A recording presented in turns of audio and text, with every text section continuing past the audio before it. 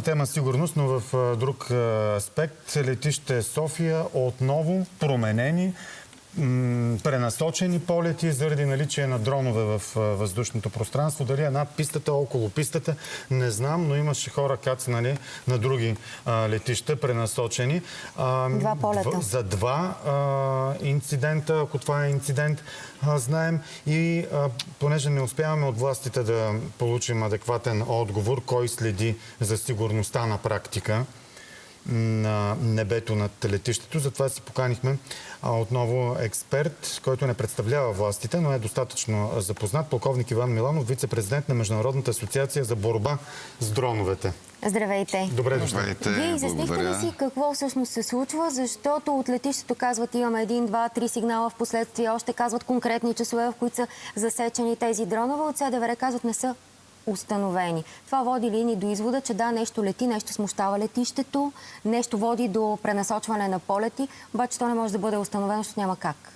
Да, такива случки стават постоянно и не само в България никъде. Ако това може да прозвучи по някакъв начин успокояващо, и то не е само във време на война, които две войни се водят в рамките на около 2000 км от нас. Така че тая практика се съществува, включително и в Белгия на 5-6 ноември имаше 12-13 такива дрона. Само че те веднага взеха съответните мерки и събраха съвета за национална сигурност и взеха решение да закупят цялостна система за покриване, за създаване на чадър, защото дронове на цялата страна. Белгия е една територия, която е 3 пъти по-малко от България, 50 милиона струва. Това решение, което не е кой знае колко. Авиокатастрофа, ако дрон... защото знаем, че с птица може да има проблем двигателя, ако попадне вътре, а дрон, ако има сблъсък, това значи ли катастрофа самолетна? Това е много вероятно да се случи, ако дронът обаче се намира в съответната зона на полети. Затова летището е разделено на зони за сигурност и там, където е зоната за излитане и кацане, ако попадне подобно нещо и попадне в двигателя на самолета, задължително се случва нещо, което е неприемливо и може да доведе до катастрофа. Какво може и какво трябва да се направи? Ние имахме случай с един дрон, който ходеше по пистата, разиграваше ги там, като местят самолетите и той се... Помните този случай. Нямаме антидрон система.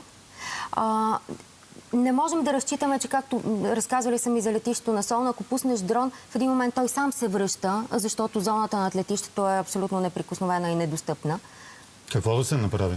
Значи тук проблемът е по-цялостен, ако ми позволите да го разкрия като цялостност. На практика имаме 3 компонента. Един компонент е действащото законодателство. Огромна част от тези нарушения се дължат на липсата на действащото законодателство, което да ограничи, да постави ясни рамки.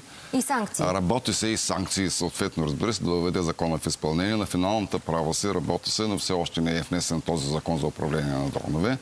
Освен всичко друго, може би не знаете, че тук на юг от София, в южната част на София, имаме определена така наречената U-Space зона, която е за управление и създадена и ще бъде създадена за управление на безпилотни летателни апарати по определени правила, определени нормативи. Една комисия е създадена, която вече няколко години... Това какво общо има? Ами много общо има. Това е част от цялата законова рамка и рамката, по която ще се въведе и управлява цялостната дейност на небезпилотни летателни апарати, защото това е една реалност, която ние не можем да избягваме. Тоест това е зона, където всеки ще може да си пуска дрона и да си снима. По определени правила, разбира се. Те и сега съществуват вече законодателството на тази права, но тази зона все още не е. Трябва да се изготви. Технически има ли кой да ги сваля? Не знам, да седи един със снайпер и когато се установи на радар, да има дежурен и да ги сваля, за да не свалим самолет. Не така просто. Това е една многослойна система. Многослойна система, която има минимум 3 слоя. Един е първият слой. Ето ние имаме доказателство, че той функционира. Това е хубаво все пак, защото очевидно системата им за наблюдение и работи. Засечени са. Сега да не говорим, че на ден, на 7 март, това е бил някакъв фотограф, който е снет. Се оказва, че няма никакъв дрон. Не бил и фотограф. Накрая се оказва, отрекоха. Да, той не се знае, че е. Нямаме идентифициран. Така че ето... Разбира се, това е работа на съответните служби. Добре, засича се дрон. И после, ако имаме такава работеща система, това е първият елемент, откриване на дрона. Вторият елемент на дрона е трябва да се идентифицира неговото посока на полета, с какви намерения се движи, дали е враг, дали може да нанесе повреди. И третият елемент е вземане на решение за въздействие върху него. Дали да се свали, дали да се отклони, дали да се хакне и да му се промени. Тези два компонента, последните се губят, както виждате. Имаме на този етап само наблюдение, откриване и задействане. Има ли с какво да се свали? Ами, ако говорим за отделни компоненти, да. Отделни елементи, да, но когато аз бих желал да поставя проблема от друга гледна точка. Ние трябва да говорим вече за национална система за защита от дронове.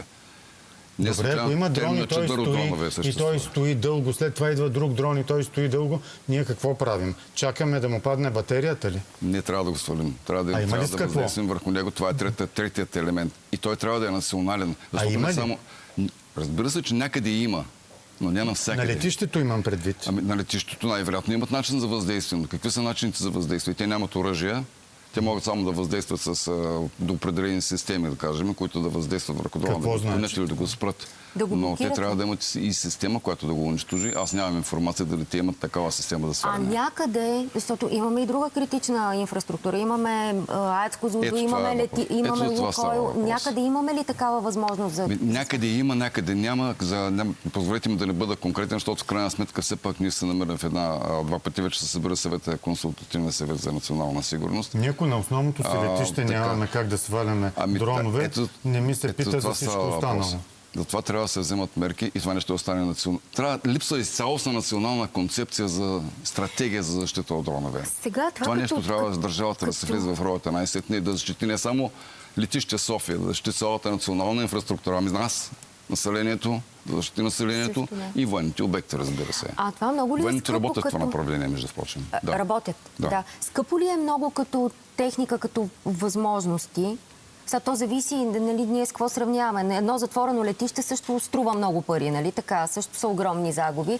Така че не знам доколко цената е най-важният въпрос, но все пак голяма инвестиция ли е и защо не се прави? Аз споменах цифрата 50 милиона за Белгия, за да направят цялостна система за страната. Това според мен не е голяма инвестиция, ако говорим за национално ниво. Но държавата там е влязла в своите правомощия и действа за да прикрие, за да осъществи цялостната стратегия, националната за защита от дронове. Затова говоря, че това е липсващо законодателство, национална стратегия и трето изграждане на една система, която да бъде многокомпонентна.